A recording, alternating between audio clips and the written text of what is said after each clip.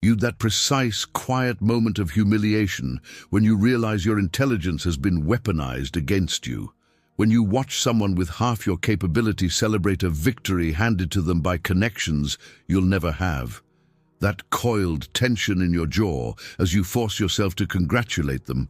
That cold, crystalline clarity when you realize the meritocracy was a theater and you've been an audience of one. You were the competent one, the reliable one, the one who played by every rule in a game where rules were written to exclude you. You believed excellence would be recognized. You believed fairness was a system, not a myth. You believed asking for help was a sign of strength.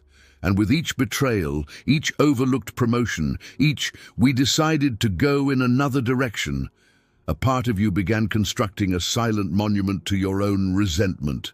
That monument is now your foundation. Your arrival here is not algorithmic chance. It is psychological inevitability. The part of you that has been calculating the unfairness, the part that has been quietly documenting every unreciprocated favor, every stolen idea, that is not your bitterness. That is your strategic mind waking up. On one side of this screen lies a lifetime of polite victimhood, of waiting for a recognition that will never come. On this side lies the brutal, liberating calculus that transforms your abandonment into the ultimate power position.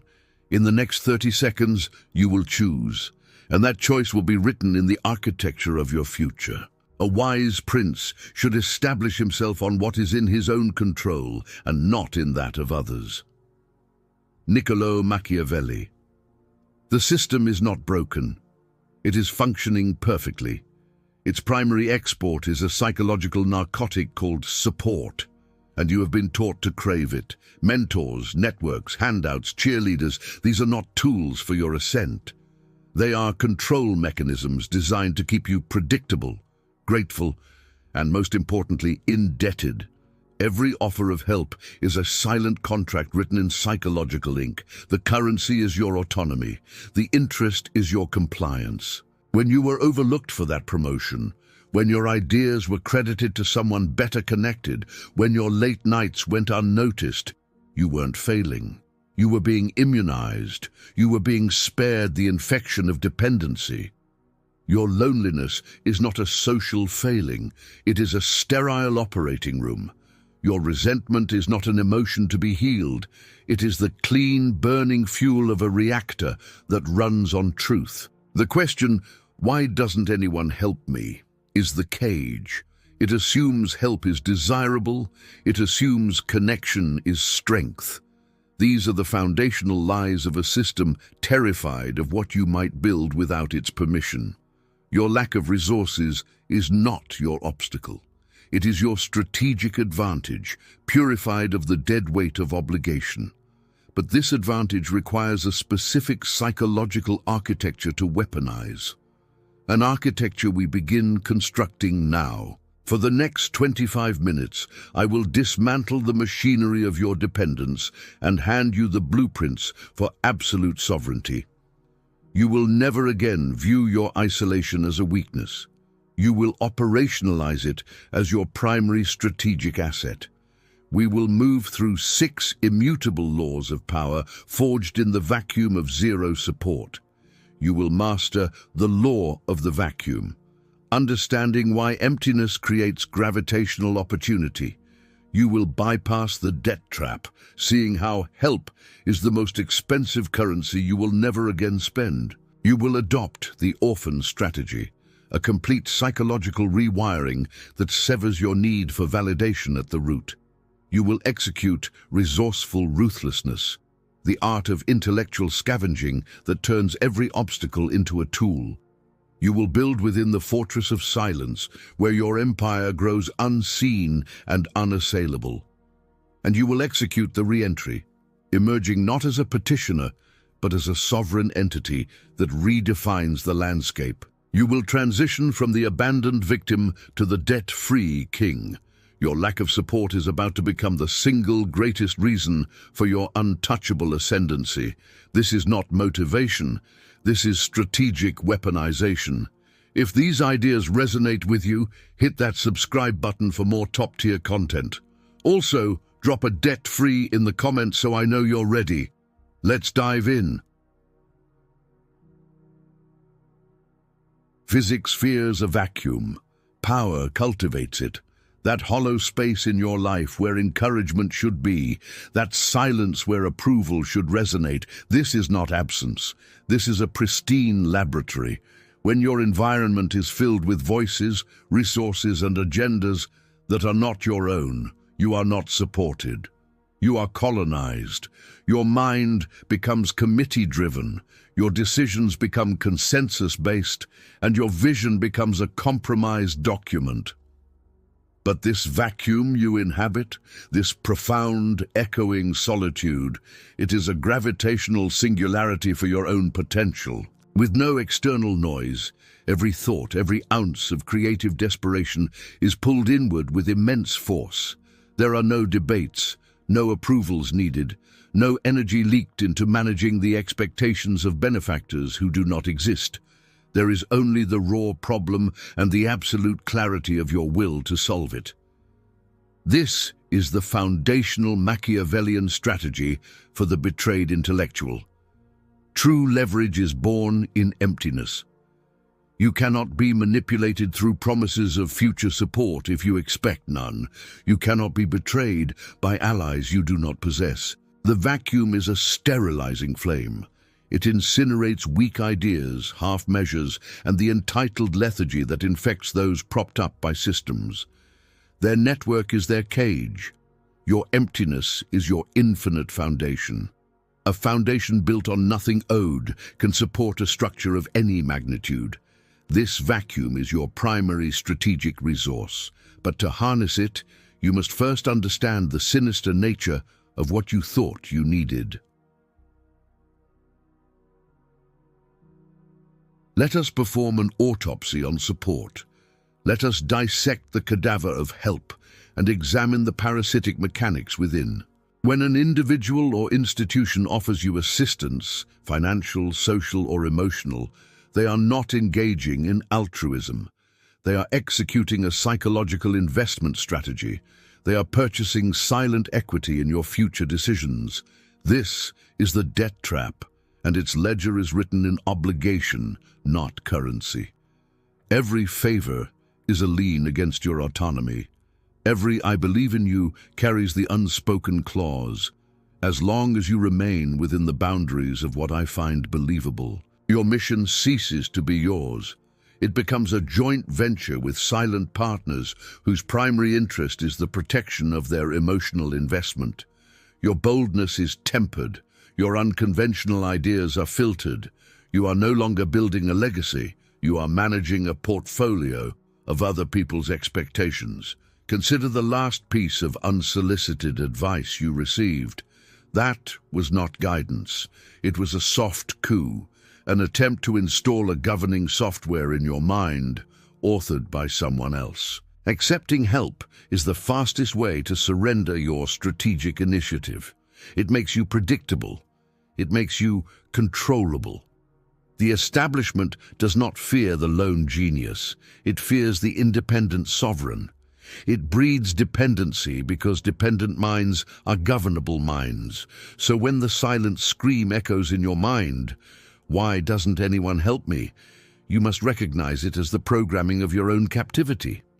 The accurate strategic question is, what absolute freedom have I retained by being ignored? The answer is the freedom to own every atom of your success. Your struggle is not evidence of inadequacy. It is the rigorous, necessary training that the sponsored class will never endure. But this hard-won independence is dangerous. It contains a test of psychological fortitude that most fail. We will address that test in Law 4. First, you must undergo a fundamental identity shift. This is the core psychological operation, the orphan strategy. It is not a circumstance. It is a deliberate, adopted identity. It means conducting your mental, emotional, and strategic affairs as if no safety net exists, Because for the sovereign mind, it does not and must not. The person awaiting rescue is a narrative archetype, the victim. The person who knows rescue is a mythological construct is an archetype of a different order, the architect. The orphan strategy internalizes one non-negotiable axiom. All outcomes, all consequences, all glory, and all failure are my exclusive property. This is the ultimate integration of your Jungian shadow, that proud, arrogant, gloriously self-sufficient entity that communal morality tried to shame into neediness. When this shift crystallizes, a neurochemical recalibration occurs. Your cognitive resources stop scanning for saviors and begin mapping terrain for conquest. Your perception transforms from who can I appeal to what can I commandeer. The craving for validation evaporates, replaced by the cold, metabolic energy of problem-solving. You stop explaining and start executing in absolute silence. This is weaponized detachment in its purest, most potent form. You detach from the expectation of external reinforcement. You detach from the emotional economy of praise. You detach from the identity of the one who was left behind and become the one who builds from nothing. This strategic orphanhood is your psychological Kevlar. It renders you invulnerable to the shrapnel of rejection and immune to the viral logic of collective doubt. Because you want nothing from them, they hold exactly zero leverage over you. Now, from this position of radical self-containment, you must learn to feed the machine of your ambition. This is where mindset transmutes into method. You have no allies. Perfect. You have no capital. Excellent. You have no cheering section. Ideal. Now you will learn to extract what you need through intellectual piracy, resourceful ruthlessness. This is the discipline of perceiving every person, institution, and piece of information, not as a potential friend or foe, but as a potential component. A library database is a component. A competitor's published patent is a component. A critical review of your work is a component. A historical biography is a component. You become a silent, efficient scavenger of utility, extracting nutritional value without forming emotional bonds or incurring social debt. This ruthlessness is an internal orientation, a refusal to indulge the luxury of "I don't know how." You will know. You will learn. You will tear knowledge from the world's grip with the relentless efficiency of a force of nature. You bypass gatekeepers by becoming the gate. You circumvent mentors by becoming your own ruthless strategist. You are not networking. You are conducting strategic salvage operations. Every component acquired increases your sovereignty and deepens your independence. But this independence is dangerous if you fail the test. Can you maintain this ruthless dedication without the external validation of a tribe? Can you extract value without the comforting narrative of belonging? If you can, you become a phantom in the machine. Unstoppable because you are unlocatable. Unpredictable because you are unrewarded by conventional praise. Your progress becomes invisible, which is the ultimate strategic advantage in an era of performative effort. While others are broadcasting their hustle for dopamine hits, you are constructing foundational pillars in total darkness, and what you build in darkness becomes your impenetrable fortress of silence. This is the non-negotiable environment where true power is manufactured, in absolute, strategic quiet, far from the opinion-polluted, energy-draining theater of the world. When you vocalize a goal, you vent the motivational pressure required to achieve it. You trade the substantial energy of action for the cheap currency of social acknowledgement. Silence is the pressure chamber. Silence is the intellectual fusion reactor, where ideas achieve critical mass away from the damping effect of outside opinion. No one can sabotage what they cannot perceive. No one can drain focus from a project they cannot name. Your entire endeavor must become a psychological black hole. All light of intention, all energy of effort gets pulled inward and nothing escapes. This is not secrecy born of paranoia. This is tactical opacity, a deliberate choice to allow the compound interest of your focused work to accrue in a shielded account.